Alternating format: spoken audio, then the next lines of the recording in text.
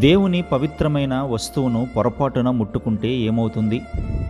అందుకు ఒక వ్యక్తి ప్రాణమే పోయింది. 100 డేస్ బైబిల్ కంప్లీషన్లో భాగంగా 41వ రోజు చదవలసిన పరిశుద్ధ గ్రంథ భాగము మొదటి దినవృత్తాంతముల గ్రంథము 10వ అధ్యాయం నుంచి 14వ అధ్యాయం వరకు. దేవునికి అవిధేయుడైనందువల్ల సౌలు చనిపోయాడు. సౌలు చనిపోయింది యుద్ధంలోనే. అయినా దానికి అసలు కారణం సౌలు దేవుని ఆజ్ఞను గైకొనక దేవుని దృష్టికి ద్రోహం చేసినందుకు, మరియు దేవునిని విడిచి కర్ణ పిశాచుల యొద్ద విచారణ చేయుట వలన.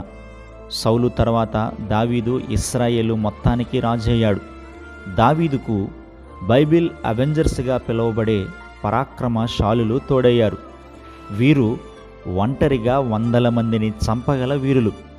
దావీదు దేవుని మందసమును యెరూషలేమునకు తీసుకువద్దామనుకున్నాడు. ఆ విషయంలో ఒక పెద్ద పొరపాటే జరిగింది. మందసాన్ని బండి మీద తీసుకువస్తున్నప్పుడు అది జారి పడిపోబోయింది. దానిని ఆపడానికి ముట్టుకున్న ఉజ్జాపై దేవుని కోపం రగిలింది. దేవుడు అతనిని మొత్తడం వల్ల ఉజ్జా చనిపోయాడు. మందసాన్ని తెచ్చుకోవాలనుకునే ఉద్దేశం మంచిదే, కానీ పద్ధతి తప్పు. మంచి ఉద్దేశం ఉన్న దేవుని పద్ధతి పాటించకపోవడం చాలా ప్రమాదకరం. దేవుని పరిశుద్ధతతో ఆటలు సాగవు. దీనితో దావీదు ఒకంత భయపడి మందసమును ఓబేదెదోము ఇంట్లో ఉంచేశాడు.